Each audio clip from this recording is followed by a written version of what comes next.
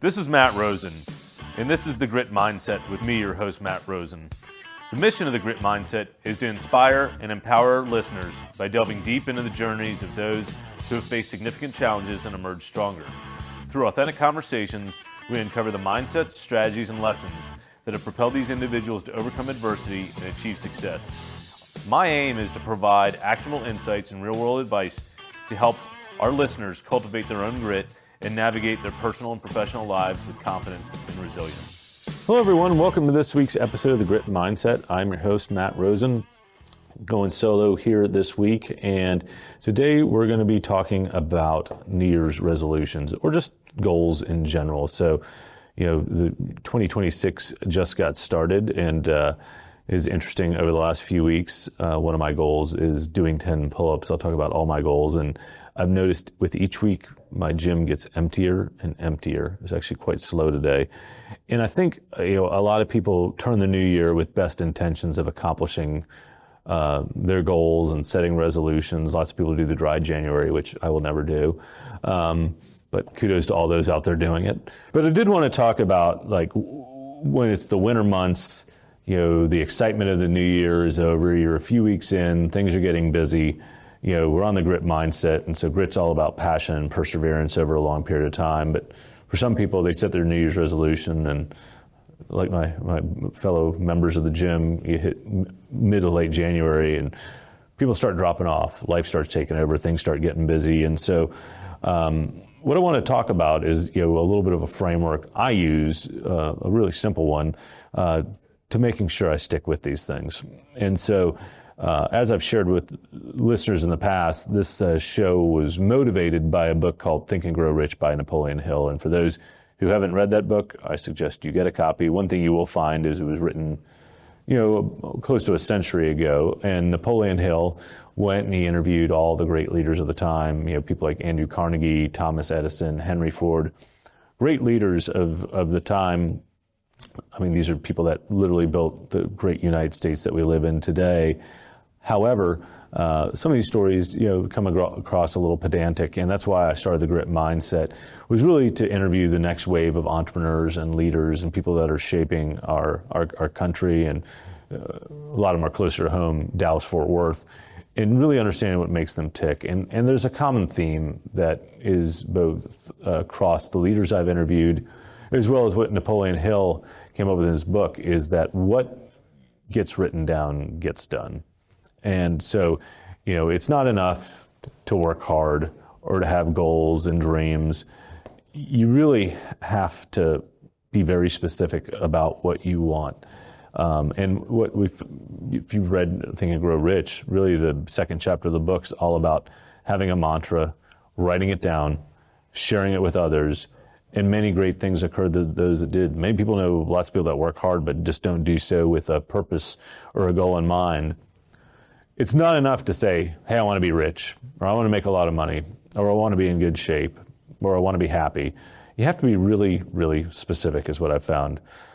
For example, saying it's not enough to say, hey, I want to make a lot of money this year. It's, hey, I want to make $100,000 this year, and I'm going to do that by doing these things. I'm going to make this many cold calls. I'm going to attend this many meetings. I'm going to develop these many new relationships. I'm going to offer this service to my clients. Or get in shape. It's not enough to say that. It's, hey, I want to lose 10 pounds, so I'm going to eat a healthier lunch. I'm going to have a healthier breakfast. I'm not going to skip breakfast. I'm going to do 30 minutes of cardio 5 times a week. And so by having those goals that are written down, those are the ones that tend to get done. And how people achieve their goals. There's also this saying I always reflect on, that don't think about what you can do in a year, but think about what you can do in a decade, because people often way overestimate what's possible in a year, but way underestimate what's possible over 10 years. And it's a long time horizon. But let's get back to just New Year's resolutions.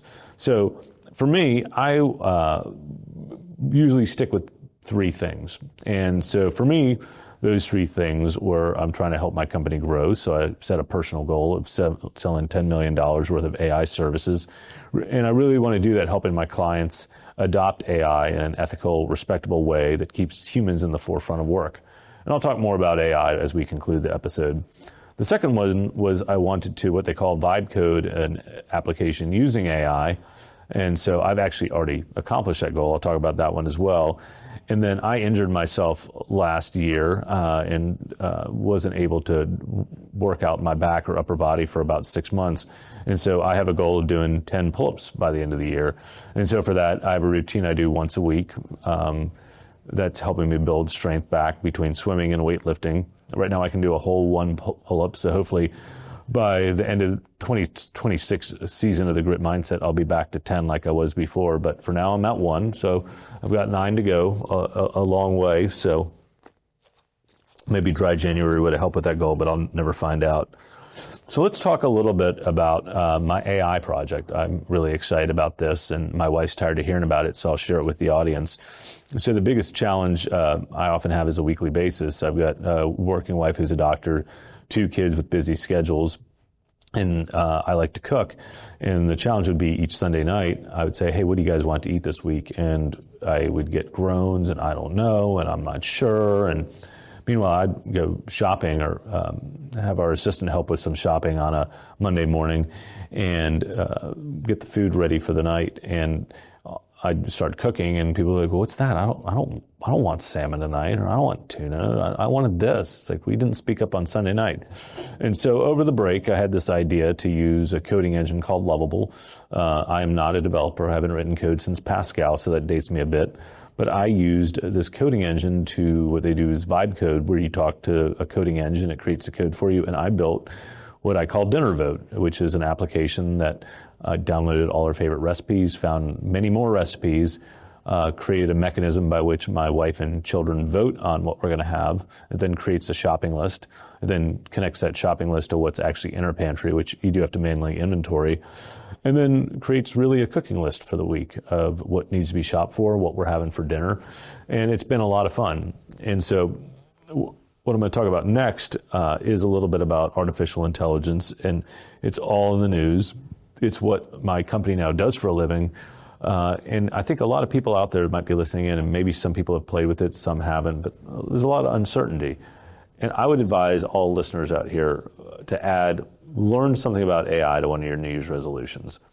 This technology is going to change the way we work, the way we live, the way we do things. And the only way to figure it out is to start playing with it. There are no guidebooks. There's some training courses, but the quickest way to figure it out is to do what I did. Come up with something fun, come up with a problem you have, go set up an account. If you want to code something in Lovable or Replit, go sign up for ChatGPT, go to Gemini 3, go to Claude. A lot of these tools are free. And just start asking it questions. Start playing with it. Start having fun with it. Ask others what they're doing with it. And that brings me to, what we want to do as a company. We'll do a quick plug for Aleda here, since I'm going to have them sponsor this particular episode. What we're doing as an organization, and why I set a goal of 10 million personally, is there's a lot of our clients out there who, they've tried different tools that are out there. Microsoft has their Copilot tool. Salesforce has Agentforce. I think they might even rebrand the company. Every software out there has its own AI built in, and some work well, others don't. Then you have all the foundational model companies that you hear about in the news, from OpenAI to Claude to Grok to Gemini. And each model gets a little better than the other, and it literally changes on a daily, weekly basis. So it's almost dizzying, the amount of options. And then there's software companies coming out literally every day. And like, I built my Dinner Vote app.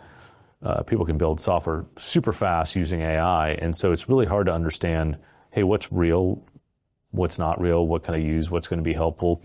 And the only way to figure that out is to play around and kind of learn for yourself. And as a human race, we're frankly all learning together. So the more you can learn, the more effective you're going to be. So as an organization, what we're doing is helping companies implement this in a way where they're not dependent on a single software platform.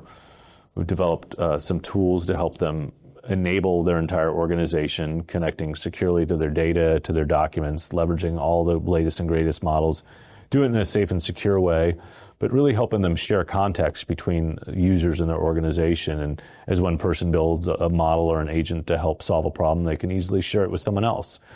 And so that's been a lot of fun. It's really reinvigorated me getting back in the field, really helping our clients understand where this technology is, meeting them where they are, understanding what they've used, what they haven't used, And those that have actually been playing with it have a lot better sense of what's possible. And it's a lot easier for us as a firm to go in and help them really figure out what the next year or 2 years is going to look like, helping them solve their biggest problems using AI, but doing it in a way that doesn't displace human workers, but really enables them to focus their time on things that are more fun and more effective. And so that's been a really fun thing for us to embark on as we look at 2026. So, as I'm thinking about it, is going to be the year where AI really gets adopted. I think the last couple of years, people have been playing with it. A lot of people have been scared of it. A lot of organizations are like, oh, we don't want to put our data out there. Well, the challenge is for those that are not doing something with it, your teams are. I think a lot of people are using it for personal productivity. A lot of organizations I talk to, they have people uploading sensitive client information, patient data, all sorts of things into AI. And so if companies aren't figuring out how to use it safely, effectively, and responsibly, employees are going to figure it out for themselves. And turning off ChatGPT and turning off Gemini and not giving people access to it, they're going to go do it on their phones or on their own anyway. So this is one of those technology trends that you're not going to be able to put your head in the sand and hope it goes away.